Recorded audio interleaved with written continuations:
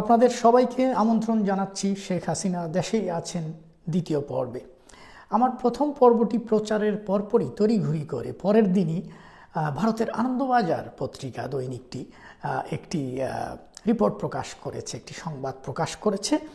সেটি থেকে আমি আপনাদেরকে প্রমাণ করে দিব যে আসলে এই সংবাদটি সম্পূর্ণ ভুয়া এবং শেখ হাসিনা যে ভারতে নেই সে বিষয়টি একেবারে পানির মতো পরিষ্কার হয়ে যাবে আপনাদের কাছে। একটু কুইকলি আমি আপনাদেরকে নিউজটি একটু পড়ে শোনাই। ইউনূসের পরিকল্পনাতেই বাংলাদেশে গণহত্যা, আমেরিকার সবাই ভার্চুয়াল বক্তৃতায় হাসিনা নাকি এই কথা বলেছেন। দেখেন নিউজটি বলছে যে নিউ ইয়র্কে আয়োজিত সভায় বাংলাদেশের সংখ্যালঘু জনগোষ্ঠী, ধর্মস্থান এবং ধর্মীয় সংগঠন ইসকনের উপর হামলারও নিন্দা করেছেন হাসিনা। তার অভিযোগ অন্তর্বর্তী সরকারের মদতেই চলছে হিংসা। পুরো এই নিউজটি সংক্ষিপ্ত নিউজ, সেখানে বলছে যে ভারতের মাটি থেকে, দেখেন এখানে স্পেসিফিক্যালি এই শব্দ মালা ইউজ করা হয়েছে যে ভারতের মাটি থেকে, যাতে করে আপনি ধরে নেন যে শেখ হাসিনা ভারতে আছে। টেকনিক্যালি ট্যাক্টফুলি এই বিষয়টা কিন্তু এখানে করা হয়েছে।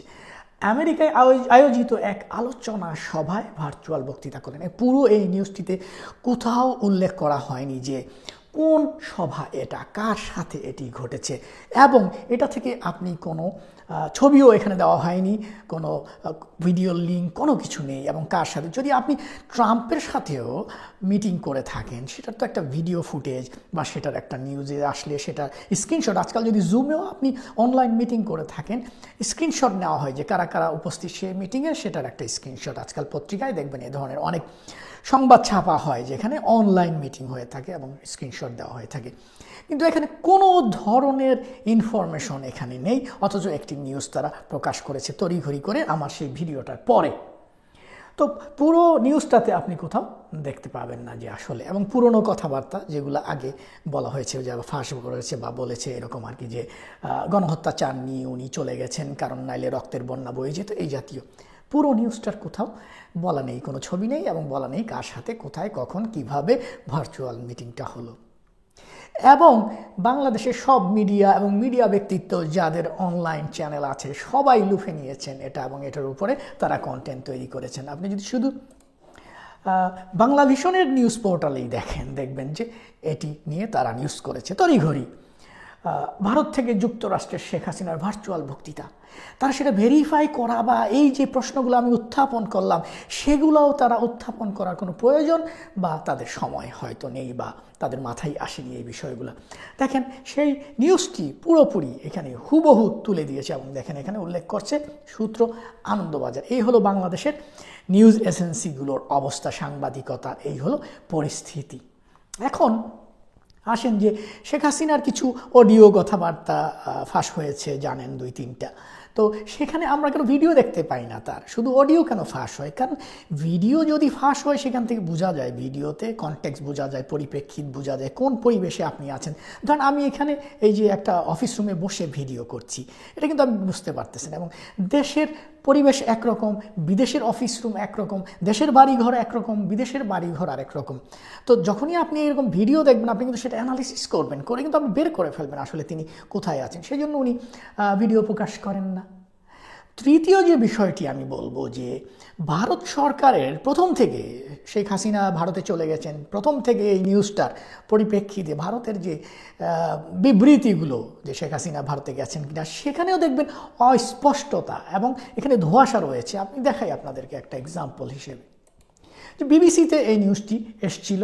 এখানে আপনার যখন শেখ হাসিনা ভারতে চলে গেলেন 6ই আগস্টের নিউজ বিবিসি, তো সেখানে বলছে যে পার্লামেন্টে ফরেন মিনিস্টার, ইন্ডিয়ার ফরেন মিনিস্টার যে জয়শঙ্কর, তাকে প্রশ্ন করা হয়েছিল, হয়তো তিনি উত্তর দিয়েছেন যে Sheikh Hasina made a request to come to India at very short notice.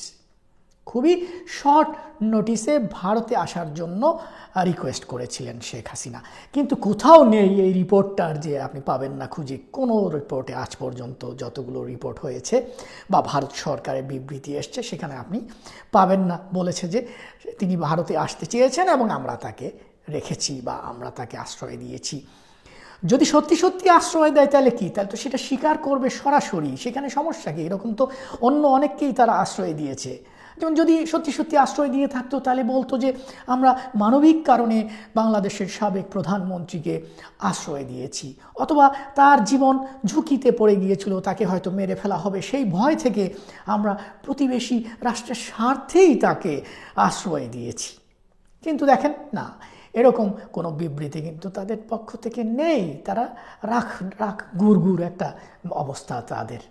তারপরে আরেকটি দেখাই আপনাদেরকে ইন্টারেস্টিং, যে বাংলাদেশের মিডিয়াগুলোও এই যে কতভাবে এই গুজব বা এই যে অসত্য ইনফরমেশনগুলো প্রচার করে গেছে।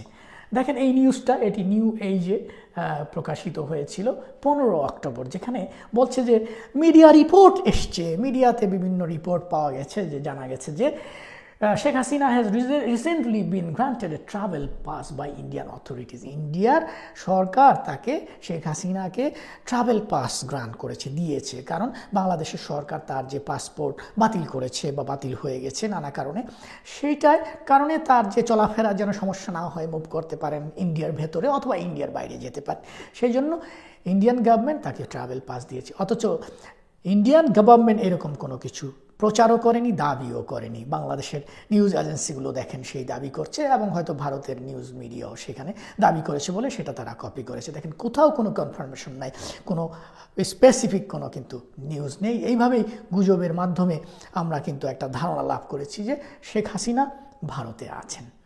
এরকম ঘটনা যেটা বলছিলাম, যে ভারত এরকম দালাই লামাকে আশ্রয় দিয়েছে যখন তিব্বতে অ্যাটাক হয়, এবং দালাই লামা বৌদ্ধ ধর্মপ্রচারক এবং শান্তির যেহেতু উনি যে একজন শান্তি প্রচারক, সেই জন্য তার এই ইমপ্রেশনের কারণে তাকে কিন্তু এই চায়নার আগ্রাসন থেকে বাঁচাতে তাকে আশ্রয় দিয়েছে, এবং তাকে ট্রাভেল পাস থেকে শুরু করে সবই দেওয়া হয়েছে। তিনি ইন্ডিয়ার মধ্যে চলাফেরা করতে পারেন, এমনকি তিনি সুইজারল্যান্ডেও গিয়েছেন, জুরিকে, সেখানে আমেরিকান কর্মকর্তাদের সাথে মিটিং করেছেন। এরকম এখানে তো লুকোচুরির কোনো কিছু নেই, তারা তাকে আশ্রয় দিয়েছে। তারপরে কাশ্মীরের বিচ্ছিন্নতাবাদী নেতা হিসেবে পরিচিত সৈয়দ আলী শাহ জিলানি, তাকেও ইন্ডিয়ান গভর্নমেন্ট আশ্রয় দিয়েছে, অথবা তাকে অন্তরীণ করে রেখেছিল, যে তার চলাফেরা বাধা ছিল বা লিমিটেড ছিল, কিন্তু তাকেও কিন্তু সেখানে গোপন করা হয়নি, এবং তাকেও কিন্তু হজ করতে পর্যন্ত যাওয়ার সুযোগ করে দেওয়া হয়েছে। এমনকি এই ভদ্রলোক যখন বলেছেন বা স্বীকার করেছেন উনি ভারতীয় জাতীয়তাবাদ মানেন, তখন তাকে 8 মাসের জন্য পাসপোর্টও দেওয়া হয়েছিল। সুতরাং যদি সত্যি সত্যি আশ্রয় দেওয়া হয়ে থাকে হাসিনাকে ভারতের মাটিতে, তবে সেটি তো অস্বীকার করবে না বা করার দরকারও নেই, বা প্রমাণ কেন উপস্থাপন করবে না সেখানে, বা একটি অফিসিয়াল একটা ছবি দিতে পারতো, মোদির সাথে একটি ছবি, অথবা যে কোনো তাদের কর্মকর্তার সাথে, সরকারের কোনো ঊর্ধ্বতন ব্যক্তির সাথে কোনো ছবি, বা কোনো একটা মিটিং করছে মোদি তার সাথে, বা এরকম কোনো কিছু অডিও ভিডিও কোনো কিছুই কিন্তু আসেনি, কোনো ছবিও আসেনি। সুতরাং বলবো যে আনন্দবাজার পত্রিকা এভাবে একটি নিউজ প্রচার করে সেখানে দাবি করে যে ভারতেই আছেন শেখ হাসিনা, আসলে পত্রিকাটি প্রমাণ করে দিল যে আসলে শেখ হাসিনা ভারতে নেই। তো কবিগুরু রবীন্দ্রনাথের জীবিত ও মৃত ছোট গল্পে যে এসছে যে কাদম্বিনী মরিয়া প্রমাণ করিল যে সে মরে নাই, তেমনি শেখ হাসিনা পালিয়ে প্রমাণ করেছেন যে তিনি পালাননি। নেক্সট পর্বে বোমা ফাটাবো শেখ হাসিনার ফোন কল নিয়ে